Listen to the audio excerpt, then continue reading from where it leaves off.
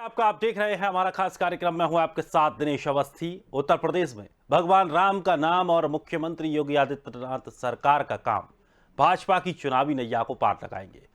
प्रदेश सरकार ने 4.5 वर्ष की उपलब्धियों पर तैनात बुकलेट इरादे नेक काम अनेक जारी किया है और इसके संकेत भी दिए हैं कि बुकलेट में सांस्कृतिक राष्ट्रवाद और सामाजिक सरोकार के एजेंडे के साथ सरकार की प्रमुख उपलब्धियों को भी इसमें दर्शाया जाएगा।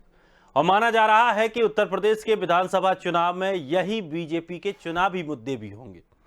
बुकलेट के कवर पेज पर अयोध्या स्थित भगवान रामलला की फोटो के नीचे प्रधानमंत्री नरेंद्र मोदी और मुख्यमंत्री योगी आदित्यनाथ की फोटो लगाई गई है। सांस्कृतिक राष्ट्रवाद के एजेंडे को धार देने के लिए बुकलेट में प्रयागराज में भव्य कुंभ के सफलतापूर्वक आयोजन, काशी विश्वनाथ धाम का विकास और गंगा सफाई, ऐसे ये जो अहम मुद्दे हैं, इन मुद्दों को इस बुकलेट में रखा गया है। तो इरादे नेक और काम अनेक इसका नाम रखा गया है और अब इसी के जरिए बीजेपी उत्तर प्रदेश के विधानसभा चुनावों में जनता के बीच जाने की पूरी तैयारी कर रही है। और सबसे बड़ी बात यह है कि सांस्कृतिक राष्ट्रवाद का एजेंडा इसमें ज़्यादा दिखाई दे रहा है। तो आपको बता दें कि जो तमाम गंगा आयोजन, मथुरा कृष्णोत्सव, बरसाने की होली, इन सभी को प्राथमिकता दी गई है। तो वहीं ब्रज क्षेत्र का विकास परिषद, विंध्य धाम तीर्थ विकास परिषद और चित्रकूट धाम तीर्थ विकास परिषद के साथ चौरी चौरा शताब्दी वर्ष जैसे आयोजन भी इसमें हिंदुत्व को धार देने की कोशिश की गई है। बुकलेट में कोरोना संक्रमण काल में प्रदेश सरकार की चिकित्सा व्यवस्थाओं और मोदी सरकार के मुफ्त राशन वितरण को मुफ्त टीका मुफ्त राशन शीर्षक की प्रमुखता दी गई है।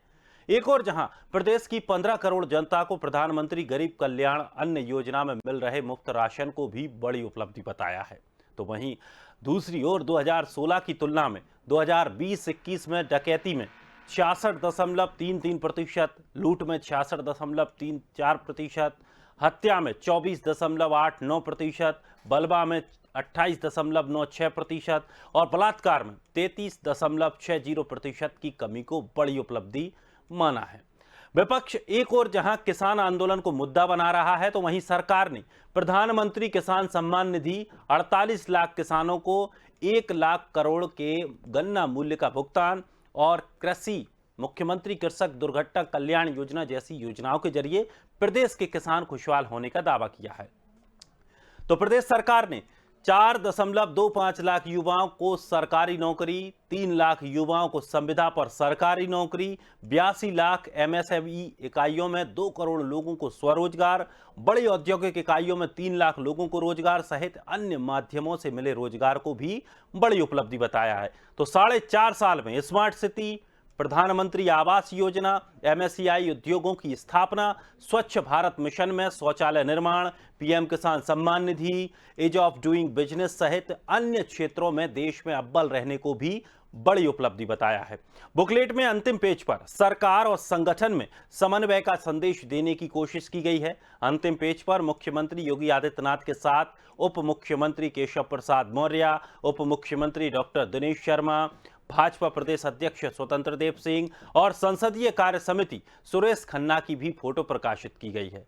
तो अब बीजेपी का चुनावी एजेंडा तैयार हो गया है। बुकलेट में सरकार ने अपने काम गिना दिए हैं, जिसमें हिंदुत्व और सांस्कृतिक राष्ट्रवाद पर ज्यादा जोर दिया गया है और इरादे नेक काम अनेक, इनका चुनावी नारा भी इसमें तय कर लिया गया है। तो इसी विषय को लेकर आज हम चर्चा करने वाले हैं। मेहमान हमारे साथ जुड़ रहे हैं केसी जैन साहब बीजेपी से, कपिल श्रीवास्तव जी समाजवादी पार्टी के प्रवक्ता हैं, आस्था तिवारी जी कांग्रेस की प्रवक्ता हैं और राजीव उपाध्याय जी नेता बहुजन समाजवादी पार्टी से हमारे साथ जुड़ रहे हैं। सभी मेहमानों का बहुत बहुत स्वागत है हमारे इस खास कार्यक्रम में।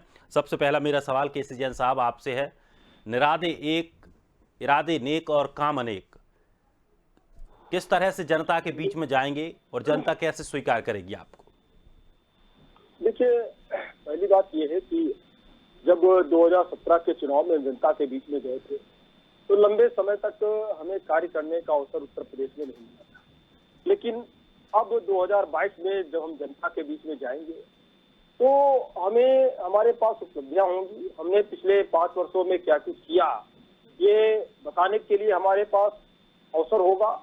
और जनता की चाहे कोरोना की को लेकर के समस्याएं रही हों या किसानों की समस्याएं रही हों या डेवलपमेंट को लेकर के हो या लॉ एंड ऑर्डर को मेंटेन करने के लेकर के हो, लगभग हर क्षेत्र में भारतीय जनता पार्टी की सरकार ने लगभग पिछले 4.5 पौने 5 साल की सरकार में जनता को प्रदेश में खुशहाली लाने का लगातार काम किया है। और आप देखिए 4 लाख से ज्यादा अगर एक तरफ नौकरियां दी हैं तो वहीं 10 से ज्यादा नए एयरपोर्ट बने हैं और कई सारे जो चिकित्सा विश्वविद्यालय हैं उनमें भी बढ़ोतरी हुई है। जो एमबीबीएस की सीटें है उसमें भी वृद्धि हुई है। तो नौजवानों के लिए और साथ ही साथ जो गन्ना किसानों का बकाया था, लगभग 20,000 करोड़ रुपए का भुगतान बकाया था, उसको भी किया गया सरकार आते ही आते। और उसके बाद में लगातार हर तिमाही वर्ष में समय पे गन्ना किसानों का भुगतान भी किया गया। रही बात ये कि अगर किसान कहीं पे असंतुष्ट है, कहीं धरना प्रदर्शन कर रहा है, तो वो पहली बात तो ये मुद्दा केंद्र का है, ना कि प्रदेश का है। लेकिन उसके बाद में भी बहुत कम संख्या में किसान हैं, जो कि किसान कम नेता ज्यादा है, जो कि लेकर के इस तरीके की बातों को लेकर के आंदोलित है। लेकिन केंद्र ने भी चीजों को स्पष्ट कर दिया है कि अगले 2 से 3 वर्षों तक जो किसान बिल लागू ही नहीं हो रहा है, उसके लिए धरना प्रदर्शन की आवश्यकता क्या है। तो आम जनता भी इस चीज को समझ रही है, बाकी जो किसान है वो भी समझ रहे हैं कि वास्तव में किसान आंदोलन किस लिए है, क्या कारण है और कितनी उस पर राजनीति हावी है, कितना विपक्ष उस पर हावी है। और हमने जो काम किए हैं जनता के लिए, उनको लेकर के हम जनता के बीच में जाएंगे। आप देखिए कि अगर एक जगह पे कहीं पे एक व्यक्ति गुंडागर्दी से, उसकी दहशत से जो एक आतंक कायम होता है, उससे आम जनता को क्या दिक्कतें होती हैं, जो लोग इस समस्या को झेले हैं वो बहुत अच्छे से जानते हैं। वो कहावत है ना, जाके पैर न पट्टी भिवाई वो कहा जाने पीर कराई। तो जो लोग इस समस्या को झेल रहे हैं, जो आम जनता है, जिसके घर के लोग डीएम अधिकारी नहीं है, जिसके घर में लोग नेता नहीं है, जिसके घर में कोई सुनने वाला नहीं है, केवल और केवल चुपचाप कान बंद करके, आंख बंद करके प्रताड़ना को झेलते रहते हैं। लेकिन जब इन्हीं 100 से ज्यादा दुर्दांत अपराधियों का एनकाउंटर होता है, बाकी अपराधी घर में दुबक जाते हैं या प्रदेश छोड़ करके भाग जाते हैं या वो जेल चले जाते हैं स्वयं को सरेंडर करके। तो इससे जनता ने ये चीज देखी है कि किस प्रकार से लॉ एंड ऑर्डर मेंटेन हुआ है। और जो डर और भय का माहौल था, उससे माननीय योगी आदित्यनाथ जी की सरकार ने, उत्तर प्रदेश की भारतीय जनता पार्टी की सरकार ने किस प्रकार से मुक्ति दिलाई है। और उसके साथ साथ जो आपने अभी अपने प्रोमो में बताया कि चाहे दीपावली मनाई जा रही है अयोध्या में, या राम मंदिर बन रहा हो, या वृंदावन के कार्यक्रम हो, तो देखिए अगर हर पार्टी कहीं ना कहीं अल्पसंख्यकों को संतुष्ट करने के लिए लगी हुई है, केवल और केवल वर्ग विशेष को संतुष्ट करने के लिए उनकी योजनाएं हैं, तो हम अगर सबका साथ सबका विकास लेकर के चल रहे हैं और उसके साथ साथ हमारे जो बहुसंख्यक वर्ग हैं उनको अगर सम्मान मिल रहा है तो क्या दिक्कत है। हमें नहीं लगता इसमें कहीं पे कोई दिक्कत है या इससे जनता कहीं पे असंतुष्ट है, बल्कि जनता हमारे साथ में है, क्योंकि हम सबका साथ सबका विकास का मॉडल लेकर। चलिए कपीश जी, राम का नाम और योगी का काम, ये तो बीजेपी की तैयारी हो गई। आपकी क्या स्थिति है, किस तरह से आप जनता के बीच पहुंचेंगे? देखिए, योगी जी की जो तैयारी है, जितना इन्होंने गिनाया, हम उसी को लेकर के पहुंचेंगे। हम उसी को लेकर के पहुंचेंगे जितना इन्होंने काम गिनाया है। इन्होंने जो भी काम तो गिनाया आप क्या बीजेपी के काम गिनाकर वोट लेंगे? नहीं, बीजेपी के काम नहीं गिनाएंगे। हम इनके संकल्प पत्र के वो पोल खोलेंगे जो 1 से लेकर के 212 वादा इन्होंने किया था, एक भी पूरा नहीं है। और हमारे मित्र बैठे हुए हैं जैन साहब, ये बताते जाएंगे कि इन्होंने कहा था कि हम सरकारी नौकरियां प्रतिवर्ष 4 लाख देंगे, लेकिन 4 लाख इन्होंने कोई भी नौकरियां देने का काम उत्तर प्रदेश में हर साल नहीं किया। इस समय तक इनको लगभग 16 से 20 लाख नौकरियां दे देनी चाहिए थी। तो इस समय ये जो छाती बजा रहे हैं 4 लाख की, उसमें 3 लाख तो इन्होंने आउटसोर्सिंग को जोड़ रखा है, और संविदा पे जो इन्होंने रखे हैं वो जोड़ रखा है, और परमानेंट नौकरी पे इन्होंने केवल 1.25 लाख दी थी, जिसमें की कुछ नौकरियां फंसी हुई हैं, और 69,000 के हमारे जो शिक्षक भर्ती हैं वो भी लटके हुए हैं, और जो कि इनके शिक्षा मंत्री के सामने रोज आंदोलन कर रहे हैं। और जानबूझ करके ओबीसी के आरक्षण के साथ इन्होंने खेल किया है। उसमें केवल 4% आरक्षण दिया है, जबकि 27% आरक्षण है। ये बात पिछड़ा वर्ग आयोग कह रहा है। आयोग एक संवैधानिक संस्था है, भारतीय जनता पार्टी के द्वारा ही उसमें नामित लोग हैं, तो उसका जवाब इनको इस प्रदेश की जनता को देना पड़ेगा। दूसरी चीज ये हमको बतावेंगे कि ये बता देंगे कि जब इन्होंने वादा किया था कि 2022 तक आप किसानों की इनकम दुगनी कर देंगे, तो ये बताइए पहले इनकम क्या थी जिसको आप 2022 में दुगनी कर देंगे और कैसे कर देंगे, ये इनको बताना चाहिए। लेकिन आज तक केंद्र सरकार नहीं बताई, राज्य सरकार नहीं बताई, पता नहीं जैन साहब कैसे बताएंगे। इन्होंने स्वामीनाथन कमीशन की C2 लेवल की जो मानक थी उसको इन्होंने लागू नहीं किया है। किसान पूरी तरीके से आंदोलित होकर के बैठा हुआ है, अब वो लखनऊ में भी आने की तैयारी कर रहा है।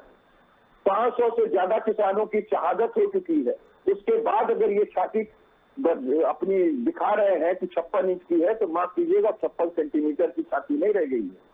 तीसरी चीज मैं कहता हूँ आपको, जब आप कोरोना काल में आपका जो बेरोजगारी दर था वो 9% था, अब बढ़ करके वो इस समय 21% हो चुका है। यानी कि आपने छलांग मारी है अमूल की। महंगाई आपने कहा था कि हम 100 दिन के अंदर कम कर देंगे, महंगाई जो है डबल और ट्रिपल कर दी। चरमोत्कर्ष है इस समय महंगाई का, चाहे वो पेट्रोल हो, डीजल हो, चाहे वो रसोई गैस हो, चाहे वो खाने के खाद्य तेल हो, चाहे वो अरहर की दाल हो या अन्य चीजों की दाल हो, सबका दाम इन्होंने डबल और ट्रिपल कर दिया। तो महंगाई चरम सीमा पर है, इनके सामने है। निर्यात इन्होंने घटाया है, आयात इन्होंने बढ़ाया है, वो भी इनकी काबिलियत है। जिस तरीके से कोरोना काल के अंदर इन्होंने मैनेजमेंट किया और 43 गुना इन्होंने मौत के आंकड़ों को छुपाया है, उसके पोल खोल चुकी है। जिस तरीके से ऑक्सीजन के बिना मरे हुए लोगों का डाटा दिया था, जो सुप्रीम कोर्ट ने इनको तलब कर लिया है, राज्य सरकारों को भी और केंद्र सरकार को भी। अब ये जवाब बताएंगे कि झूठ क्यों बोले। इन्होंने गंगा जी के घाट पर हिंदुओं की लाशों को कुत्तों से नचवाया है और राम नामी चादर जो है वो खिंचाने का काम किया है। ये सारे देश और प्रदेश ने देखा है। तो इनकी वो ख्यातियां हैं जो हम लेकर के जाएंगे। आप ये बता नहीं पाएंगे कि ये कहां पर अच्छा काम किया, क्योंकि कोई इंफ्रास्ट्रक्चर इस तरीके का इन्होंने नहीं दिया है उत्तर प्रदेश को जिससे ये अपनी पीठ ठोंक सके।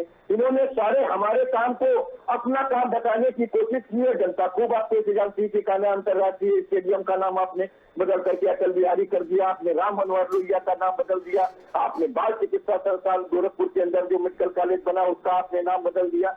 यहाँ तक कि गोरखपुर के अंदर जो एम्स थी उसकी जमीन हमने 800 करोड़ की दी। 400 करोड़ रुपए का आप एम्स का प्रोजेक्ट ला रहे हैं, वो भी अधूरा, क्योंकि इसमें 42 अनुभाग होते हैं, आप सिर्फ 22 अनुभाग देने जा रहे हैं। तो ये आंख जनता के आंख में धूल झोंक रहे हैं।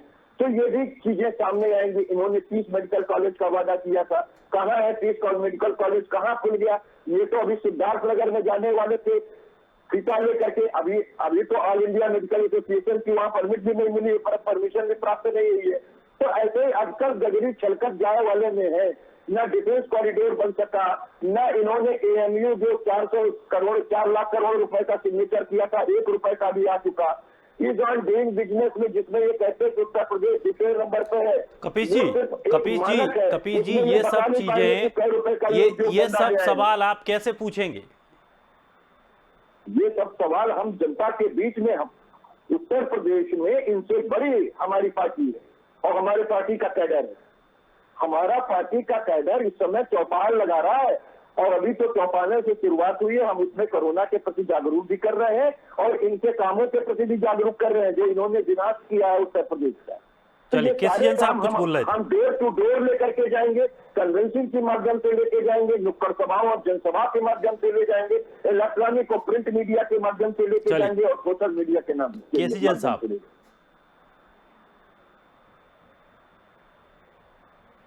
जैन साहब बोलिए। जी, देखिए, कोरोना काल को लेकर के हमारे मित्र श्रीवास्तव ने जो बातें कही, ये कहाँ से कोरोना काल में क्या विपक्ष की कोई भूमिका नहीं है? अगर आपके 40-45 विधायक जो हैं उन विधानसभा क्षेत्रों में ही आपने केवल काम किया होता तो कम से कम आपका कुछ काम दिखाई दिया होता। लेकिन आपके मुखिया ने तो जनता को भ्रमित करने का काम किया। कहा नहीं वैक्सीन मत लगवाना, ये तो भाजपा की वैक्सीन है, गड़बड़ हो जाएगा, हमारी सरकार आएगी तब वैक्सीन लगवाना, भले ही मर जाना लेकिन वैक्सीन मत लगवाना, वैक्सीन तभी लगवाना जब समाजवादी पार्टी की सरकार आ जाएगी। अरे कितना भ्रम फैलाया आपने। अरे आपको जनता के बीच में जाना चाहिए था। ये महामारी है, ये भाजपा सपा कांग्रेस नहीं देखती है, इसमें हर पार्टी के लोग खत्म हुए हैं। आपको शर्म आनी चाहिए। आपने सुप्रीम कोर्ट में झूठ बोला है, आपने सुप्रीम कोर्ट के अंदर झूठ बोला है। सुप्रीम कोर्ट में आपको सजा लगाई है, उसके बाद भी आपकी सुधार नहीं है। आपने कोविशील्ड से लेकर के वैक्सीन से लेकर के विदेशी वैक्सीन भी मौजूद है। आप किस तरह की बात कर रहे हैं? ये 35 करोड़ की जनता का देश है, इसमें आपने 4.5%। चलिए, 2 मेहमान और जुड़े हैं, कम से कम उनसे तो कुछ उनकी राय तो लेने दीजिए। अभी 2 मेहमान और जुड़े हमारे साथ। कपीश जी, केसी साहब, 2 मेहमान और जुड़े हैं, पहले उनसे और ले लेते हैं राय। 2 मेहमान और जुड़े हैं, कम से कम वो अपने विचार तो रख दें। अभी तक चुनाव में डिम्पल जी हारती थी, अक्षय जी हारते थे, धर्मेंद्र जी हारते थे। आस्था जी, बचे हुए लोगों की आस्था बारी जी, हारने की, क्योंकि आपने कोई काम नहीं किया। आस्था जी, आप तक आवाज पहुंच रही है? किया, लोगों की जान से आपने खेला। जी, आस्था जी, आप बोलिए। हेलो, हाँ जी, बोलिए आस्था जी। देखिए एंकर जी, क्योंकि मैं अभी बस बिल्कुल आपसे ऑडियो कॉल के माध्यम से जुड़ी हूँ, तो मुझे नहीं पता एक्चुअली कि डिबेट में कौन कौन शामिल है इस समय। जी, मगर केसी जैन मैंने साहब हैं, अभी बीजेपी से की जो केसी जैन लास्ट- साहब हैं, लास्ट कपीश वक्ता श्रीवास्तव जी को- हैं, राजीव उपाध्याय जी हैं। ओके। मैंने जो अभी आखिरी में वक्ता बोल रहे थे, जैन साहब थे शायद भारतीय जनता पार्टी से, जी, मैंने उनकी बात को सुना और मुझे समझ में आया कि उन्होंने ये बोला कि शायद विपक्ष ने क्या किया। तो ये बताएं कि विपक्ष ने जब कोरोना काल में लोग परेशान थे, लोगों की अपनों की जान जा रही थी, तब भारतीय जनता पार्टी के लोग कहाँ थे? क्योंकि तब तो मैं जितना जानती हूँ, मैंने खुद में बहुत सारे लोगों के फोन कॉल्स अटेंड किए हैं, लोगों को मदद कराने के लिए। मैंने जो भी हो सका, मुझसे छोटा बड़ा जो भी मेरे से हो सका, मैंने कोशिश करी कि मैं उसको अरेंज कराऊं। मगर कांग्रेस पार्टी कोरोना काल के शुरुआती दौर से ही लोगों की मदद करने का कार्य कर रही है। तो भाजपा करा ही रही है, चाहे वो देश के लेवल पर हो और चाहे वो उत्तर प्रदेश के लेवल पर हो। भारतीय युवा कांग्रेस लगातार लोगों के घर पे उनको मेडिसिन, उनको ऑक्सीजन पहुंचाने का काम कर रही थी। वहीं यहाँ उत्तर प्रदेश कांग्रेस कमेटी भी लगातार लोगों के बीच में मेडिकल सभी कुछ उपलब्ध कराने का कार्य कर रही है। महाराष्ट्र में क्या स्थिति थी? कितनी ऑक्सीजन आपने उपलब्ध कराई? कितना वैक्सीनेशन आपने कराया? महाराष्ट्र में तो आपकी सरकार है। आप मुझे बोलने का अगर अवसर देंगे जैन जी, तो आपकी बात को रख सकूंगी। मैं अभी आपको सुन रही थी, आपने जो कहा है मैं आपकी ही बात का जवाब दे रही हूँ। कांग्रेस ने तो कोई काम ही नहीं किया ना, तभी तो ये दशा हुई कांग्रेस की। तभी सफाया हो गया उत्तर प्रदेश से कांग्रेस का, पूरे देश से सफाया हो गया कांग्रेस का। राहुल गांधी जी स्वयं चुनाव हार गए उत्तर प्रदेश से। अगर काम किया होता तो पिछले 4 सालों के कार्यों की बात जनता ने आपको मौका दिया था, जनता ने आपको अवसर दिया, लेकिन आपने काम नहीं किया। पुरानी बात करेंगे तो पुरानी भी बात, केवल अपनी थैली भरने का काम किया, केवल अपनी थैली भरने का काम किया, जनता के लिए कोई काम नहीं किया। जनता के लिए काम किया होता तो गठबंधन करने के बाद में भी आप जो है 20 सीटें भी नहीं ला पाए। क्यों नहीं ला पाए? कभी इस चीज का मंथन किया? आपको मंथन करने की आवश्यकता है। अभी आप भ्रमित है, क्या करना चाहिए क्या नहीं करना चाहिए। प्रेम से वापस आइए, प्रेम से बाहर आइए। ठीक है, और भारतीय जनता पार्टी जनता के लिए काम करिए। जब लोगों की जहाँ जहाँ आपके विधायक है, जहाँ जहाँ आपके सांसद है, वहाँ से काम करिए आप कम से कम। और ये बताइए कि जब बेरोजगारी दर बढ़ गया तब आपने क्या किया? सिर्फ जनता को मूर्ख बनाने के अलावा भारतीय जनता पार्टी के लोगों ने क्या किया? आपको सिर्फ बातें करनी आ रही है, मगर आपको हकीकत स्वीकार करनी नहीं आ रही है। मैं इसके लिए बड़ा दुख का विषय है ये भारतीय जनता पार्टी के लिए। चलिए, राजीव जी हमारे साथ बने हुए हैं। राजीव जी, बेहतर कानून व्यवस्था, बेहतर स्वास्थ्य व्यवस्था और 2016 की तुलना में डकैती प्रतिशत, लूट, हत्या, तमाम ऐसी बातें का जिक्र उस बुकलेट में किया गया है कि इन सभी चीजों पर योगी सरकार ने बहुत बेहतरीन काम किया है। इन बातों को लेकर के, इन आंकड़ों को लेकर के जनता के बीच में जाना है। देखिए दिनेश जी, ये किताब छपवाने का काम, झूठ बोलने का काम, उसमें क्या क्या लिखना है, क्या क्या भरना है, जब अपने मन से ही भरना है। उस किताब में इन्होंने क्राइम लिख दिया कि उत्तर प्रदेश से क्राइम रिपोर्ट। जब थाने में आप मुकदमा नहीं लिखेंगे, गरीब मजलूम जाएगा, उसको भगा देंगे आप, तो आपकी क्राइम रिपोर्ट जो डिस्ट्रिक्ट क्राइम रिपोर्ट रहती है वो तो अपने आप गिर जाएगी, क्राइम हुआ ही नहीं। पहली चीज। दूसरी चीज आपको बतावें कि इस बुकलेट में अगर किसानों की समस्या, नौजवानों की समस्या, गरीबों की समस्या, स्वास्थ्य की समस्या, सुरक्षा की समस्या अगर आई होती बेहतर तरीके से, तो इनको छापना चाहिए था कि किसानों को हमने 4.5 साल में दुगनी आय इस तरीके से पहुंचा दिया। क्योंकि इस तरीके से पहुंचाया कि पहले वो 40 रुपए में डीजल खरीदता था, अब हमने उनको 100 रुपए में, 90 रुपए में डीजल शुरू कर दिया। पहले वो डीएपी की 50 किलो की बोरी खरीदता था, अब हमने 45 किलो की बोरी और दुगना रेट में देना शुरू कर दिया। अब यूरिया की बोरी वो पहले 50 किलो की खरीदता था, अब 45 किलो की और रेट दुगना कर दिया। ये हमारे तरीके हैं किसानों के ऊपर दुगना आय करने का। पहला चीज, किसान आज चारों तरफ त्राहि मचा हुआ है। आप कह रहे हो राज्य का नहीं मामला है, केंद्र का मामला है। केंद्र में भी आपकी सरकार है, राज्य में आपकी सरकार है। नौजवान रोड पे लाठी खा रहा, आपके मंत्रियों का घेराव कर रहा है। आप संविदा पे और क्या नाम है आपके दूसरे जो प्राइवेट सेक्टर की वो है, उनके अंदर आप भर्ती कर देते हो और छापते हो कि हमने 4 लाख वो दे दिया। आपको मालूम होना चाहिए कि 2019 में 5% जो दर था वो 20 में बढ़ करके 9.9% हो गया। विधानसभा की रिपोर्ट थी। और 21 में और बढ़ गया। अभी 54 लाख रजिस्टर्ड बेरोजगार आपके पास पड़े हैं, 6 करोड़ अनरजिस्टर्ड बेरोजगार आपके पड़े हैं। ये सारी चीजें जनता के बीच में जा रही है और सबको लोग पहुंचा रहे हैं, सारे दल ले जा रहे हैं। और आप सुनिए जैन साहब आप बोले नहीं, आप ज्यादा बोल रहे हैं। गोली चलवाई थी, गोमती में कूदे थे बेरोजगार, याद है आपको? आपसे जैन साहब ज्यादा बोलने आता है हम लोगों को, ऐसा थोड़ी ना है। बेरोजगार आपको मालूम है नहीं मालूम है? जैन साहब हम लोग गोली चलवाने वाले नहीं, आप तो आप लोग गोडसे और सावरकर के समर्थक हैं। अहिंसक के समर्थक आदमी गोली चलवाता है। अहिंसक लोग, हम लोग गांधीवादी और अम्बेडकरवादी लोग हैं, हम लोग गोली नहीं चलाते हैं। बात सुनिएगा जैन साहब, हम लोग गोली नहीं चलाते हैं। झूठ पे पर्दा डालना है तो आज आपको चित्रकूट में आप धार्मिक उन्माद करके चुनाव लड़ने जा रहे हैं। ये उत्तर प्रदेश की जनता जानती है। बगैर धर्म के आप चुनाव लड़ ही दे सकते हैं, क्योंकि आपको अपने काम पे, अपने विकास पे आपको भरोसा नहीं है, तनिक भरोसा। अगर आपको भरोसा होता तो आप काम को लेकर के चुनाव में जाते, ताकि चित्रकूट और अयोध्या और मथुरा लेकर के आपकी हमेशा से मंशा रही है, आप लोगों की मंशा रही है हमेशा से उन्माद फैलाना, धार्मिक उन्माद फैला करके वोटों को पोलराइज करना। जैसा कि जनता जानते थे ना, तो इस बार वोटों के पोलराइज कर पाओगे। और जिस तरह से इस आपने ब्राह्मणों की हत्याएं करी उत्तर प्रदेश के अंदर चुन करके, वो ब्राह्मण समाज भी आपको आज याद कर रहा है कि आपको इसी चुनाव में याद करना है। समझ रहे हैं जैन साहब? आपको इसी चुनाव में ब्राह्मण समाज भी याद करेगा। और जिस समाज के लोगों को आपने इनकाउंटर किया है ढूंढ करके, वो सारे लोग आपका इंतजार कर रहे हैं 2022 के लिए। आप वो न रहिए, आप फर्जी मुद्दे आप क्यों नहीं लिख रहे कि हमने 40 रुपए का डीजल 100 रुपए में कर दिया, हमने 60 रुपए का पेट्रोल 111-12 रुपए में कर दिया, हमने वाला योजना जो 340 रुपए 50 रुपए में देना शुरू किया था उसको 1000 से पहुंचा दिया।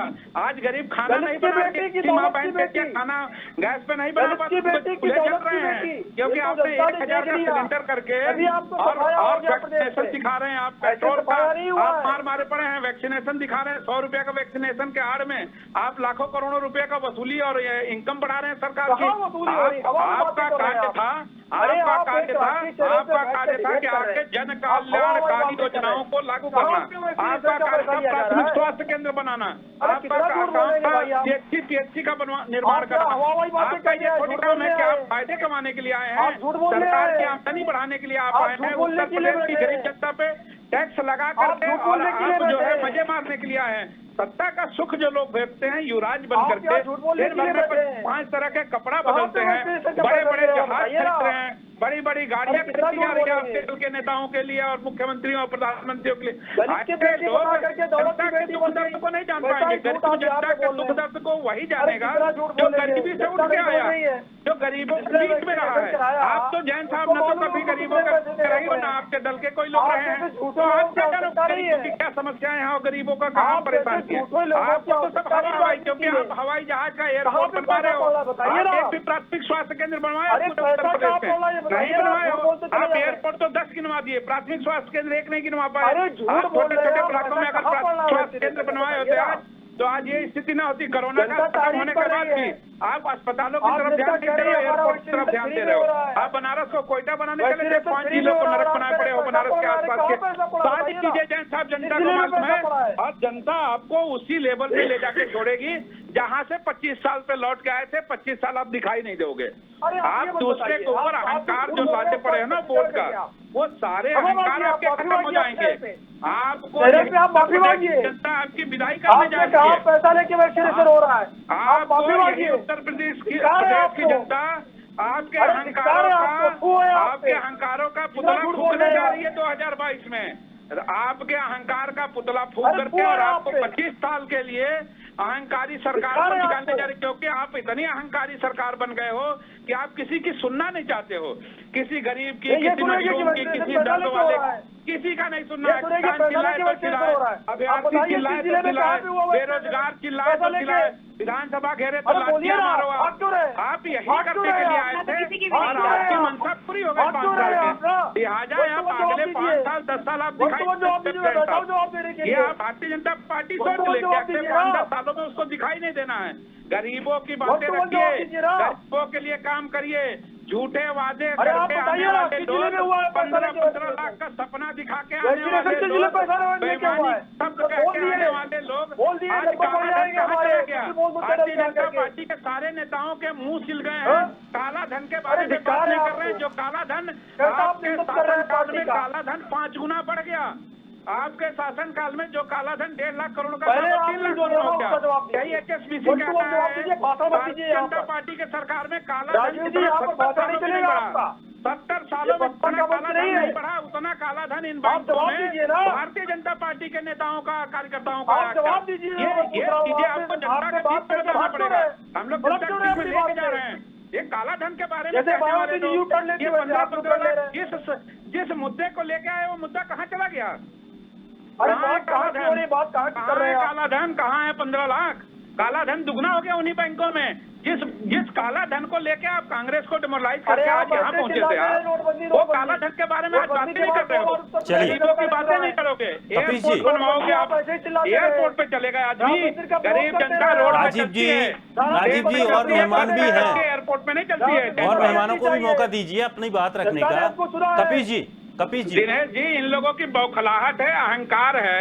जो चीजें इनकी किसी को भी बोलने से पहले ये कूद पड़ते हैं लोग। अहंकारी न बनिए कि हम हरा क्या है। आपको यही उत्तर प्रदेश की जनता, यही जनता आपको 25 साल सत्ता से मरहूम रखी, एकदम बाहर कर दी थी। और जिस अहंकार में चल रहे हो, आने वाले समय में 25 साल के लिए फिर से बाहर होने जा रहे हो। जवाब दीजिए ना। आप वो उसमें न रहिए। आप 25 साल के लिए जाने जा रहे हो और आपको जवाब क्या देना है? आप तो किसानों की आय दुगना कर दिया। मैं तो बताया कि डीजल को आपने दुगना कर दिया, पेट्रोल को दुगना कर दिया, सिंचाई महंगी हो गई, DAP महंगी हो गई, बोरी घट गई 5 किलो। ये आपने दुगना आय किया। किसानों को आपने गला दबाने का काम किया है, नौजवानों का काम किया है। नौकरियां सारी आपने प्राइवेट सेक्टर में दे दी, फैक्ट्रियां आपने बेच डाली, एयरपोर्ट आपने दे दिया अपने टहलते लोगों को जो आपको ज्यादा से ज्यादा चंदा देते हैं। भारतीय जनता पार्टी ने सबका साथ लिया, लेकिन केवल अपना विकास किया। भारतवर्ष के अंदर 10-10 हजार करोड़ रुपए का कार्यालय बना के अब 5 स्टार का जो भोग रहे हो आप लोग, ये जनता पूछेगी कि ये पैसा किसका है? आज तक तुम्हारे कार्यालय नहीं बनते थे, आज कार्यालय दिल्ली से लेकर के और कलकत्ता बम्बे तक बन गए। ये पैसा किसका है? ये गाड़ी कमाई जो जनता का 5 सालों में आप लोगों ने लूटा है, इसको जवाब देना पड़ेगा जैन साहब आकर के इसी चुनाव के अंदर आपको। चलिए जनता पूछेगी कपीश जी, 7 स्टार का होटल जो भारतीय जनता पार्टी का कार्यालय बना, ये कहाँ से बना? कपीश जी, किसके पैसे से बना? कौन कार्यकर्ता? और प्रधानमंत्री तो कहते हैं हमारे पास झोलिया है, झोले के अलावा राजीव जी, झोले से तो 7 स्टार बनता नहीं है। कपीश जी और भी मेहमान हैं, सबको मौका दीजिए थोड़ा सा बोलने का। कपीश जी, शांति होना सीखें। अगर जैन साहब कुछ भी टीका टिप्पणी करेंगे बीच में, तो स्वाभाविक है कि कोई भी दूसरे दल का लोग इनके ऊपर भी टीका टिप्पणी करेगा। और अगर ये शांति से सुनेंगे, हम भी शांति से सुनेंगे। राजीव जी, आप भाग खड़े हुए, आपने जवाब नहीं दिया। आपने सवाल खड़ा किया, मैंने जैन साहब जवाब आप देखो, शालीनता से पूछो। एक सवाल पूछो, एक सवाल हम आपसे पूछते हैं, जवाब दिया जाए एक दूसरे का। ऐसे थोड़ी ना है कि आप भी बोलो हम भी बोलो, कोई किसी की बात नहीं सुन पाएगा। जनता बात सुनने के लिए जमीन की, एक बात आसमान बैठती की। है। आपके हमारे लेकिन वक्तव्य थोड़ी ना होते आप- जैन साहब पूर्ण जवाब नहीं दिया। जैन साहब आपका जवाब राजीव जी देंगे, लेकिन उससे पहले कपिश जी के पास चलते हैं। कपिश जी, 4.25 लाख युवाओं को सरकारी नौकरी देने का दावा उस बुकलेट में है और 3 लाख युवाओं को संविदा पर सरकारी नौकरी रखने की बात है और 2 करोड़ लोगों को स्वरोजगार के तहत सरकारी नौकरियां देने का या उनको स्वरोजगार के लिए पैसे देने की बात इस बुकलेट में कही जा रही है। कितना बेहतर ये मुद्दा हो सकता है और जनता के बीच में अगर इन चीज़ों को लेकर जाएंगे तो इससे इफेक्ट पड़ेगा।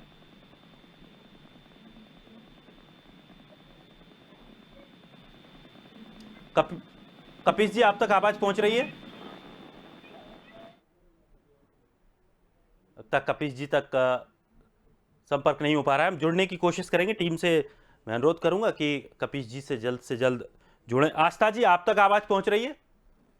जी मुझे आपकी आवाज आ रही है जी आस्था जी, रोजगार देने की बात कही जा रही है इस जी, आप बुकलेट आवाज के मुझे? माध्यम से, बीजेपी की हेलो? बुकलेट के माध्यम से। अगर ये बातें लेकर के बीजेपी जनता के बीच में जाती है तो उससे उनका काफी फायदा होने वाला है। देखिए, 4 साल का वक्त बहुत लंबा वक्त होता है। 4 साल भारतीय जनता पार्टी को उत्तर प्रदेश की जनता ने अच्छे से आजमा करके देखा। अभी चाहे स्वास्थ्य व्यवस्था की बात करें तो उत्तर प्रदेश ने गंगा में बहती हुई लाशें भी देखी है और लोगों को लाइन में लगे हुए ऑक्सीजन सिलेंडर के लिए तड़पते हुए भी देखा है। तो स्वास्थ्य व्यवस्था का भी ये जो राम भरोसे उत्तर प्रदेश का इलाहाबाद हाईकोर्ट कहता है कि राम भरोसे है स्वास्थ्य व्यवस्था, वो अच्छे से जनता को दिखाई दे चुका है। कानून व्यवस्था की जहां बात आती है तो मैं ये कहती हूँ कि उत्तर प्रदेश को अपराध मुक्त प्रदेश बनाने की बात कही गई थी और यहाँ आए दिन आप अखबार उठा करके देख लीजिए, हर दिन एक नई घटना, हर दिन जनता मतलब हर जिले में नई घटना अपराध की देखी जाती है। यहाँ पे लगातार दलितों के प्रति हो या किसी भी वर्ग समाज के प्रति हो, लगातार अपराध रेट उत्तर प्रदेश में बढ़ा है। तो कानून व्यवस्था की भी पोल पूरी तरीके से खुल चुकी है। और रही बात रोजगार देने की, तो रोजगार देते हैं अगर ये, तो हमारे जो अभ्यर्थी रहे हैं इतने साल में, वो सब सड़कों पर आकर आंदोलन क्यों करते हैं? जब वो आंदोलन करते हैं तो आप तो इनको लाठियों से पिटवाते हैं ना। तो कैसे रोजगार की आप बात कर रहे हैं? तो ये सब सिर्फ बहलाने के लिए है। भारतीय जनता पार्टी चाहे जितने भी समय के लिए सरकार में आए, वो सब सिर्फ झूठ बोल करके सरकार में आती है, लोगों का विश्वास जीतने की कोशिश करती है और एक बार अगर यदि उन्होंने विश्वास जीत लिया तो फिर उसके बाद बस छलावा ही छलावा है जनता के लिए। उससे ज्यादा उनके पास कुछ है भी नहीं जनता को देने के लिए। मुफ्त टीका और मुफ्त राशन को भी एक बड़ी कामयाबी बीजेपी ने बताया। देखा कि हाँ, उन्होंने बहुत सारी ऐसी बातें कही जो बिल्कुल हकीकत है कि आपके नए कार्यालय बन गए, जनता के टैक्स से ही तो बना रहे हैं आप, जनता के पैसे को ही तो वसूल करके बना रहे हैं आपने काला धन पिछले कई सालों के मुकाबले जाकर के बढ़ गया। वो कैसे बढ़ गया? जब काला धन की तो आप बात करके सरकार में आए थे, मगर आपने उसका जवाब नहीं दिया। आपके पास जवाब है ही नहीं दरअसल देने के लिए उस बात पर। जैन साहब को बड़ा चुभ जाती है बात जब कोई दूसरा व्यक्ति बोलता है, और ये चुभना जो है ना, ये इसी बात का सबूत है कि भारतीय जनता पार्टी की सरकार कितनी ज्यादा फेल हो चुकी है। जैन साहब, जी देखिए, आस्था जी ने जो सवाल खड़े किए हैं कि अगर आपने नौकरियां दी होती तो लोग भीड़ क्यों लगाए होते और उनके लोग बेरोजगार क्यों होते। देखिए, उत्तर प्रदेश की लगभग 23 करोड़ आबादी है और अगर पिछली सरकारों ने समय रहते लोगों को रोजगार दिया होता तो शायद बेरोजगारों की इतनी लंबी लिस्ट नहीं तैयार हुई। लेकिन माननीय योगी आदित्यनाथ जी ने अपनी सूझबूझ का परिचय देते हुए जहाँ पे 4 लाख से अधिक नौकरियां दी, वहीं पे लोगों को स्वरोजगार की ओर प्रेरित किया और आप ये बता देंगे कि आपने क्या किया है तो आप तो वही बताएंगे एक्चुअल में जो आपने नहीं भी किया होगा, दूसरों के ऊपर आरोप डाल करके खुद को उत्तर प्रदेश में लॉ एंड ऑर्डर मैं आपसे गलत एक्सपेक्ट कर रही हूँ। अगर आप महाराष्ट्र में देखें और महाराष्ट्र की तुलना करें जहाँ पे इनकी सरकार है, मिलीजुली सरकार है, अगर जब आप वहाँ से तुलना करेंगे तो आपको पता चलेगा कि उत्तर प्रदेश में लॉ एंड ऑर्डर कितना में। देखिए, जिन लोगों पे 50-50 हजार के इनाम थे, 1-1 लाख के जिन लोगों पे इनाम थे, वो पिछले 10-10, 15-15 वर्षों से जेल के बाहर भी घूम रहे थे, दुर्दांत अपराधी थे, ना तो उनको पुलिस पकड़ करके जेल भेज ये रही नहीं थी, बताते ना हैं ही उनके खिलाफ कार्रवाई हुई। महाराष्ट्र में 100 से एक ज्यादा साधु की हत्या हुई अपराधी तो जो मारे गए हैं, इनका कितना बड़ा बड़ा काला साम्राज्य था, ये आपको नहीं मालूम। हुआ मगर जब उत्तर प्रदेश के आस्था मेयर जी, से साधु की हत्या हो आस्था जी, जाती है आपने तो यहाँ सवाल किया है, जवाब सुन लीजिए। बैठे हुए हैं मुख्यमंत्री आपने बन करके सवाल तो वो किया है तो जवाब नहीं सुन देते हैं। लीजिए। और राहुल अफसोस गांधी है जी कि तो आप स्वयं लोग उत्तर प्रदेश दोगले से लोग चुनाव हार हैं, गए। दोगले बच्चे 2 पार सीटें कर उत्तर चुके हैं प्रदेश में नहीं जीत पाती, जो यही पार्टी एक वो कारण पार्टी है कि सवाल खड़ा इसकी कर वजह रही से है। आपको महाराष्ट्र तो दिखाई और देता है मगर जब ये उत्तर प्रदेश विधानसभा दिखाई के नहीं चुनाव देता। में उत्तर प्रदेश के लिए आप लोगों ने अपनी आंखें मूंद ली। पूर्ण बहुमत की समाजवादी पार्टी के साथ गठबंधन करते हैं, उसको भी लोग डूबते हैं। तो ये तो जिस जिसकी साइकिल पे बैठी कांग्रेस, उसको भी पंचर कर दिया। कांग्रेस ने साइकिल को भी पंचर कर दिया। अखिलेश जी 50 के अंदर सिमट गए। आपका साथ लेने के बाद में अखिलेश जी स्वयं इस बात को कह रहे हैं और कह रहे हैं हमको कांग्रेस से कभी गठबंधन नहीं करना है। तो आपको अपने गिरेबान में झांकना है कि आपने जिसकी सवारी की, आपने अपनी नैया तो डुबोई, साथ में अखिलेश जी की भी नैया डुबो दी, समाजवादी पार्टी को भी डुबो दिया।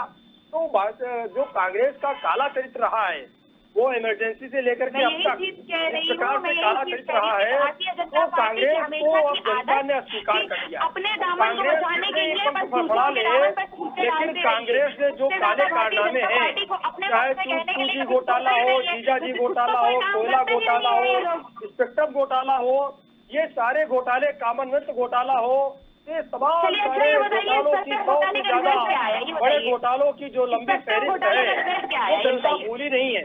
आपको लगता है जनता उसको भूल जाएगी, जनता उसको भूली नहीं है। और आपने जो काले धन की बात कही, काले धन से सबसे ज्यादा पीड़ा तो आपको ही है, सबसे ज्यादा काला धन तो कांग्रेसियों का ही है। आप ही फड़फड़ा रहे थे जो किस बैंक की जांच होगी, जो लिस्ट ओपन होगी, लिस्ट ओपन हो जाए। और जब सुन लीजिए, जब नोटबंदी की गई, नोटबंदी में सबसे ज्यादा पीड़ा सोनिया गांधी जी को और राहुल गांधी जी को हुई। राहुल गांधी जी को, सोनिया गांधी को क्या पीड़ा हुई नोटबंदी से? जो आम आदमी था वो तो खुश है, आम आदमी ने हमको फिर से चुना। आप चिल्ला रहे थे नोटबंदी क्यों हुई? नोटबंदी इसीलिए हुई क्योंकि जो काला कारोबार आप लोगों का है उस पर अंकुश लग गया और जो काला धन था वो बाहर आ गया और इसी काले धन का उपयोग करके आप चुनाव जीतते थे। नोटबंदी कराने का काला धन कितना हो गया? अब आप चुनाव नहीं जीत पा रहे, अब आप चुनाव नहीं जीत पा रहे भाई। ये काला धन का जी काला धन का सफाया हो गया। इनसे पूछिए कि क्या नोटबंदी होने से काला धन बैंकों में दुगना हो गया क्या? कांग्रेस की किया जायज है तो कांग्रेस से छीन करके भारतीय जनता पार्टी का धन वहाँ पहुँच गया क्या आपस में इन लोगों का कंपटीशन में? अपना पैसा हम बैंकों में जमा कर दें। है जैन साहब, जी राजीव जी कुछ पूछ रहे हैं। राजीव जी जी सवाल करिए राजीव जी। चाह रहा था कि मान लीजिए कि हम लोग ये कहते थे कि 2019 से या 14 से पहले आप कहते थे कि काला धन के बारे में करना है, और जब आपको ये ज्ञात है कि कांग्रेसियों का काला धन है तो इसको तो निकालना चाहिए था ना। ये डबल कैसे हो गया काला धन?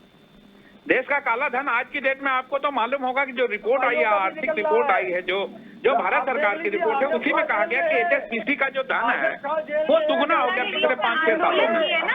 तो अगर कांग्रेसियों का धन तो वापस निकालना चाहिए था आपको। कहाँ मुख्तार अंसारी पे चले जाते हैं, विजय मिश्रा की बात नहीं करेंगे? और पंजाब से ले भी आए, पंजाब से उनको ले भी आए, उनकी बिल्डिंगें भी गिर रही है। कर दीजिए। अरे आपकी भी तो सरकार रही, आपने कितनी बिल्डिंगें गिराई मुख्तार अंसारी की? बताइए कितनी बिल्डिंगें गिराई मुख्तार अंसारी की? कितनी संपत्ति आपने जब्त की? नहीं जब्त किसकी बिल्डिंग गिराई ये कैसी जल भैया डाले हुए थे आप ये बताइए, बनारस के जो 4-5 माफिया हैं उनमें से किसी का बिल्डिंग गिरेगी? अतीक अहमद पे कार्रवाई नहीं हुई क्यों जैन साहब? बनारस के बड़े बड़े 4 माफियाओं में से किसी की बिल्डिंग गिरेगी क्या? कि केवल विजय मिश्रा ही बचे हैं और हरशंकर तिवारी बिल्डिंग गिराने के लिए? विजय मिश्रा जो है वो सबसे बड़े माफिया आपको दिख रहे थे भदोही वाले, जिनमें एक दिन सबूत करते हो दूसरे दिन बंद करा देते हो आप। इनका विकास उत्तर प्रदेश का उनको पाला पोसा, पानी आज उन पे कार्रवाई हो रही है। हुआ है। अरे आपके पास तो सारे माफिया हैं, सारे दागी लोग आप ही की पार्टी ज्वाइन कर लिए। जितने कांग्रेस के चोर थे, जितने कांग्रेस के बेईमान थे, जिन्होंने कांग्रेस को लूटा, वो कांग्रेस की सब तो भारतीय जनता पार्टी में आके शामिल हो गए और आपके यहाँ नहा धो करके आपने गंगा जल छिड़क दिया, वो साफ सुथरे हो गए। चाहे बंगाल का नेता ले लो, चाहे हरियाणा का ले लो, पंजाब से कितने नेता थे दागी नेता, तो आज तक भारतीय जनता पार्टी को शामिल हो गए। आपकी पार्टी में तो कोई बचा ही नहीं ना भाई, सारे दल के नेता जो दागी थे उनको आपने भारतीय जनता पार्टी ने ज्वाइन करा लिया, और सारे दल के नेता जो दागी वाले गए वो आपके यहाँ साफ सुथरे हो गए। तो आप दागियों के बारे में बात न करो। सारे दागी आज आप सबसे ज्यादा क्रिमिनल आपके पास है। क्राइम रिपोर्ट देखिए, आपके 80 से 85 विधायकों के ऊपर दर्ज हैं।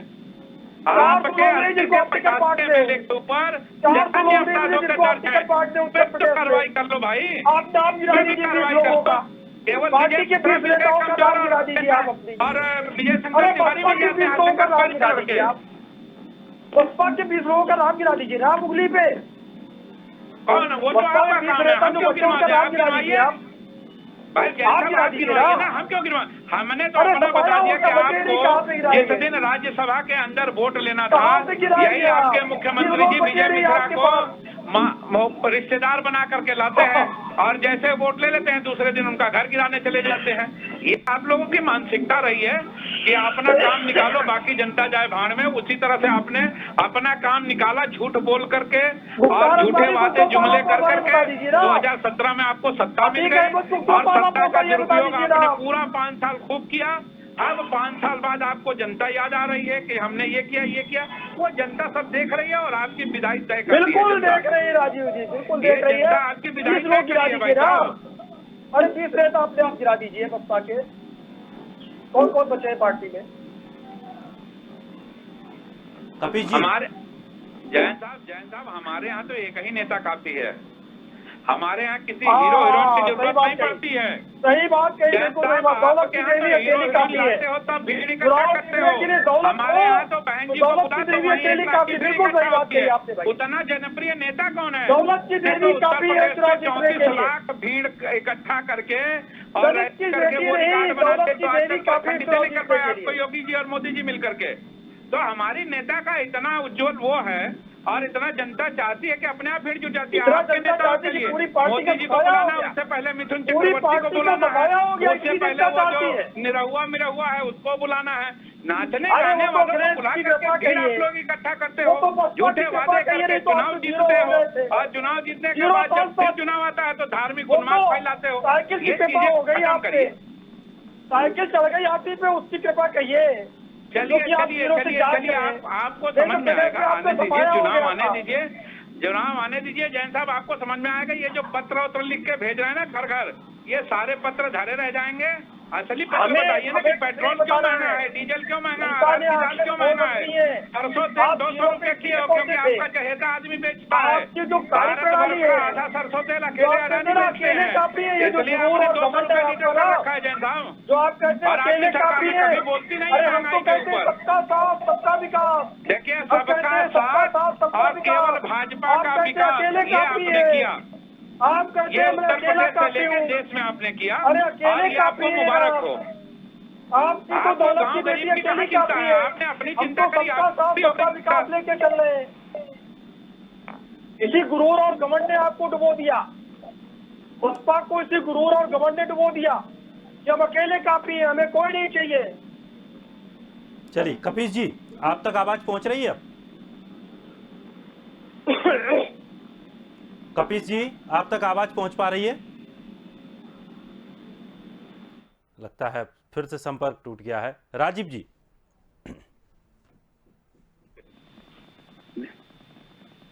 हेलो राजीव जी, आप तक आवाज पहुंच रही है? हाँ दिनेश जी, आ रही है आवाज? जी जी जी, राजीव जी जी, सरकार का जिस तरह से संगठन और समन्वय का इसमें एक संदेश भी देखने को मिला था इस बुकलेट में कि उन्होंने जो भी उनके नेता हैं सभी नेताओं की फोटो रखी। हालांकि सबसे पहले ऊपर राम मंदिर, मोदी, योगी, उसके बाद नीचे संगठन। अच्छा, एक बात बताइए, आपको अगर जनता के बीच में जाना है, अपने मुद्दों को लेकर के जाना है, तो कार्य योजना लेके जाइए। भगवान के नाम पे वोट मांगना है आपको शोभा देता है। भारतीय जनता पार्टी कई वर्षों से करती आई है। हम लोग कुछ कहें ना कहें, उनको चुनाव आते आते मुद्दों को पीछे करना होता है और धार्मिक चीजों को आगे करना होता है, क्योंकि 5 साल काम नहीं किए रहते हैं। लेकिन तो राजीव ये जी बीजेपी ने प्रयास तो किए मंदिर के लिए, इसमें तो कोई दो राय नहीं देखिए, है। प्रयास तो इस भारत की जितनी हिंदू समाज है, 100 करोड़ हिंदू समाज, ये सबके मन में है। मेरे मन में भी है कि मंदिर बने, जैन साहब के भी मन में है, बैठे हैं कि मंदिर बने। कोई मंदिर का विरोधी नहीं था। शांतिपूर्ण हल हर आदमी चाहता था। भारतीय जनता पार्टी भी चाहती थी, बसपा भी चाहती थी, शांति प्रिय हल्के चक्कर में सालों बीत गए, उसका सालों बीत गया। मुझे लगता है अगर शांति प्रिय हल्के चक्कर में ऐसे ही बैठे रहते, 2-4 पीढ़ियां और निकल जाती। जनता ने स्वागत किया, मंदिर बन रहा है। मंदिर में आस्था जितना जैन का साहब का है उतना ही मेरा है। स्वागत है।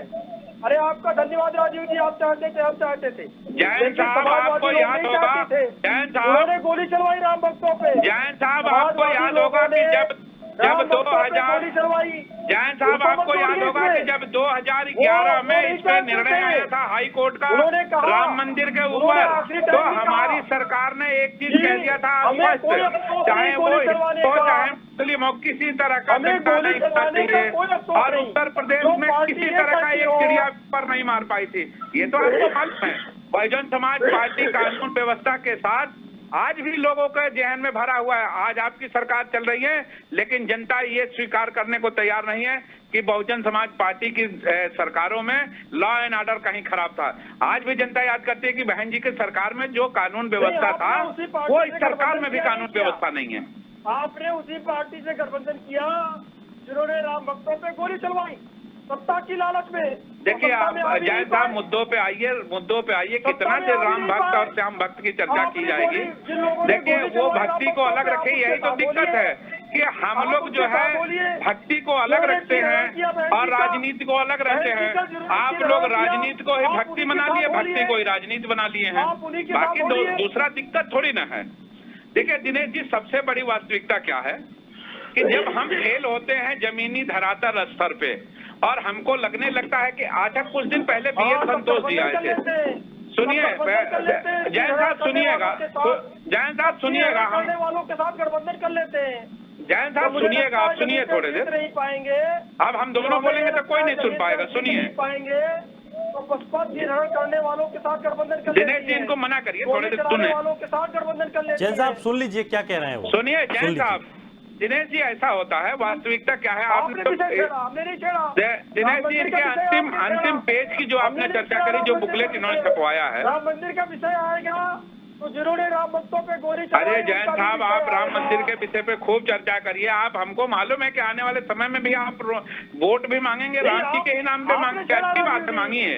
हमारे मना करने का थोड़ी ना आप जाएंगे। देखिए जैन साहब सुनिए, आपको हमको जनता सुन रही है, आप करोड़ों की संख्या में सुन रही है। ऐसी कोई बात न किया जाए जिससे जनता हाथ उठ के लोग क्या चिल्लाते हैं। हमने गाँवों का विद्युतीकरण किया, हमने किसानों का मुफ्त भोजन दिया, हमने किसानों के 36,000 करोड़ माफ किया। हम इस पे चर्चा कर रहे थे।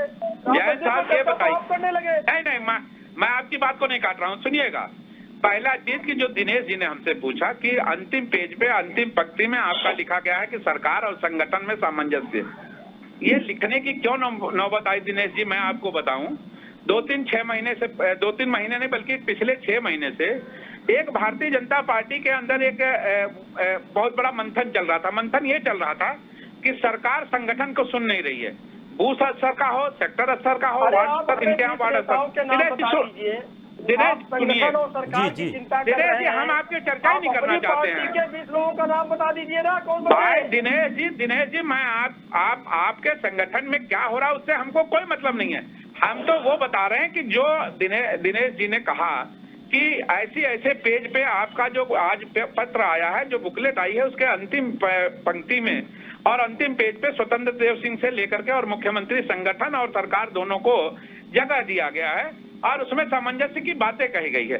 देखिए जनता को इससे क्या मतलब है, जनता को कोई मतलब नहीं। जनता में कुछ दिन पहले एक संदेश गया था। संदेश ये गया था कि भारतीय जनता पार्टी के जो बूथ सेक्टर का, देखिए दिनेश जी, वास्तविकता ये होती है कि जो सरकारें चलती हैं लखनऊ में योगी जी से और एमएलए से मिलना कोई किसी भी पार्टी का कार्यकर्ता हो वो नहीं मिल पाता है। वो जो गली और जो उसका सड़क का रास्ता है वो सेक्टर और बूथ और पन्ना प्रमुख, वार्ड अध्यक्ष, इनका जो भी होता है ये मंडल अध्यक्ष। हुई क्या थी कि सरकार में जो मंत्री थे, जो विधायक थे, जो राज्य मंत्री थे, उनसे कहीं न कहीं जिला स्तर की जो बॉडी थी इनकी वो मेल नहीं खा रहा था। हर पूरे उत्तर प्रदेश की स्थिति बता रहे हैं और वो चर्चा का विषय बन गया था आप लोगों के माध्यम से, प्रिंट मीडिया और इलेक्ट्रॉनिक मीडिया के माध्यम से रोड पे आ गया। जब रोड पे आया तो इनके एक संगठन मंत्री हैं BL संतोष जी, वो आए थे, भारत के संगठन मंत्री हैं, और इनके बीच में सामंजस्य बनाने का प्रयास किए। देखिए उससे हमको लेना देना कुछ भी नहीं है, क्योंकि ये जनता के बीच में अपना संदेश देना चाह रहे थे कि देखिए हमारे यहाँ संगठन और सरकार दोनों सेम है। तो वो चीजें हमको इससे कोई मतलब नहीं, हम तो मुद्दों के आधार पे जाएंगे, इनकी खामियां गिनाएंगे और उसी से वोट मांगेंगे जनता। सीधी सी बात है। बहुजन समाज पार्टी किसी के बारे में कुछ नहीं कहने जा रही है। भारतीय जनता पार्टी ने पिछले 5 सालों में क्या किया है इसी को बताएगी और इसी को रख करके और वोट मांगेगी जनता। ऐसा कि किस तरह से आपके ऊपर जुल्म हुए, किस तरह से झूठे वादे गए, किस तरह से किसानों के साथ हुए, नौजवानों के साथ हुए, सारी चीजों को लेके जाएंगे, कोई कोर कसर नहीं छोड़ेंगे और उसको बताएंगे जनता को कि किस तरह से ठोको नीति अपनाया, ठोको नीति में किस तरह से ब्राह्मणों की हत्या हुई, किस तरह से और लोगों की हत्या, और चुन चुन करके मारने का जो जिला स्तर पे काम किया गया, जो चुन चुन करके मारने का काम किया, वो सारी चीजें बताएंगे और बताने के बाद किसको मर्जी होगी जनता वोट देगी। और जो 7 पुलिसकर्मी मारे गए उसमें 3 ब्राह्मण थे, वो ब्राह्मण नहीं थे। जिन 7 पुलिसकर्मियों की हत्या की उसमें से 3 ब्राह्मण थे, वो ब्राह्मण नहीं थे। ब्राह्मण था वो हिंदू जैन साहब, हिंदू वाहिनी के तिवारी जी की हत्या जो हो गई लखनऊ के अंदर, आप लोग जवाब नहीं दे पाए आज तक। उनकी जांचें नहीं हो गई, वो बूढ़ी माँ मर गई रोते रोते। लगवा दीजिए ना, आप बूढ़ी माँ रोते रोते मर गई, उसके बारे में आप लोग नहीं बता पाए आज तक। वो तो हिंदू परिषद का था अगला तिवारी, तिवारी तो हिंदू परिषद का था ना। भाजपा वाले नहीं कर सकते, भाजपा वाले आरती नहीं कर सकते अपराधियों की। ठोके जाएंगे, बिल्कुल ठोके जाएंगे अपराधी जो है। नहीं नहीं, अपराधी तो ठोके होते तो उत्तर प्रदेश से अपराध घट जाता। आपने अपराधी थोड़ी ना ठोका, आपने तो चुन चुन के विपक्ष के, सरकार के विपक्ष के कार्यकर्ताओं को प्रताड़ित करने का काम किया। अगर अपराधियों को चिन्हित कर देते तो आपको के यहाँ बहुत सारे लोग अपराधी हैं और जिनके ऊपर मुकदमा होता है, अगर यही मानक अपराध का है तो आपके मुख्यमंत्री और उप मुख्यमंत्री के ऊपर बहुत सारे मुकदमे हैं, उनके ऊपर भी अपराध बनता है। जैसा भी ये भी मान के चलिएगा, हमारे मुख्यमंत्री के ऊपर या जो पूर्व मुख्यमंत्री मुकदमे नहीं है, मेरे ऊपर मुकदमे नहीं है, लेकिन आपके मुख्यमंत्री के ऊपर मुकदमे हैं। ये जनता को बताइए कि मुख्यमंत्री के मुकदमे हम वापस ले रहे हैं, डिप्टी चीफ मिनिस्टर के मुकदमे हम वापस ले रहे हैं। अगर सबका ले जाए तो प्रदेश में सबके मुकदमे वापस ले लीजिए, कानून व्यवस्था अपने आप में हो जाएगी। कोर्ट रोड की क्या जरूरत पड़ी हुई है? आपका मुख्यमंत्री के ऊपर भी मुकदमे हैं, आपके डिप्टी चीफ मिनिस्टर जो मौर्य जी हैं उनके ऊपर भी कई मुकदमे हैं। इनके ऊपर कोई कार्रवाई हुई, इनकी कोई जांचें हो रही है? उसके लिए कानून बना लिया, उसके लिए कानून बना लिया। कानून एक कैबिनेट बना करके, कैबिनेट को बैठा करके कि जो मुकदमे है सब वापस ले लिया जाए, और मुकदमे आपके वापस हो गए। आपका जो अटॉर्नी जनरल था कोर्ट में पेश हो गया कि ये मुकदमे राजनीतिक है और हमारे ऊपर जो मुकदमे है वो गैर राजनीतिक है। ये सोच रखते हो आप लोग, इसलिए जैसा ज्यादा वो न होइए। आप, हम जानते हैं कि आप चाहते हो कि विपक्ष को उकसा करके और उसको धार्मिक मार्ग लाया जाए। चुनाव को ऐसा नहीं होने वाला। हम लोग बड़ी शालीनता से, जिस आदमी को आप उकसाना चाह रहे हो वो उकसेगा नहीं, इस बार बड़ी शालीनता से इलेक्शन में जाएगा और अपनी बात रखेगा और आपको बताएगी, ये जनता बताएगी, हमको नहीं बताना है। जनता आपके अहंकार को दफन कर देगी और आपने जो जिससे क्या किया वो सब हो जाएगा। जनता आपको बताएगी, उसमें आपको ब्राह्मण नजर अरे आपको बताना पड़ेगा कि मुख्यमंत्री के मुकदमे क्यों वापस लिए, आपको बताना पड़ेगा कि केशव प्रसाद मौर्य जी के मुकदमे क्यों वापस लिए, अपने कैबिनेट मंत्रियों के मुकदमे क्यों वापस लिए, आपके लिए अलग से कानून क्यों बना मुकदमे वापस लेने के लिए। ये सारी चीजें आपको बतानी पड़ेगी जनता को। हम लोग तो चिल्ला चिल्ला के पूछेंगे, सवाल करके भागते क्यों है? आप जवाब क्यों नहीं देते हैं राजीव जी? भाई जैन साहब ये बताना पड़ेगा जनता को ना आपको नहीं, आप कि भाई बताइए, ये मुख्यमंत्री विकास उप मुख्यमंत्री इनके लिए क्या अलग से संविधान बनता है? विकास दुबे और संविधान हमने था। बना दिया, नहीं बनता है तो आपको मुंह से नहीं निकलेगा हाँ था। चलिए, जनता के बीच में जाकर जवाब तो सभी को देना पड़ेगा, चाहे कोई भी दल हो, लेकिन क्या कुछ कामयाबी हैं और क्या कुछ कमजोरियां हैं वो भी जनता जानती है और उसका जवाब भी जनता देगी। सभी मेहमानों का हमारे साथ जुड़ने के लिए बहुत बहुत शुक्रिया, इस कार्यक्रम में हिस्सा लेने के लिए। तो विकास की बुकलेट तैयार हो चुकी है उत्तर प्रदेश की। अब इस बुकलेट को सभी जो बीजेपी के कार्यकर्ता हैं वो बूथ स्तर तक लेकर जाएंगे, लोगों तक पहुंचाएंगे कि बीजेपी ने इस तरह का काम किया है और इस बार फिर से बीजेपी को चुनना है, ऐसी मांग भी करेंगे। अब देखना ये है कि विपक्ष की जो पार्टियां हैं वो क्या कुछ अपना बुकलेट लेकर आती हैं, किस तरह से वो जनता के बीच जाती हैं और क्या कुछ सियासी संग्राम छिड़ेगा उत्तर प्रदेश की राजनीति में, वो देखने का विषय होगा। फिलहाल इस खास कार्यक्रम में इतना ही। ताजा तरीन खबरों के लिए आप बने रहिए स्वदेश के साथ।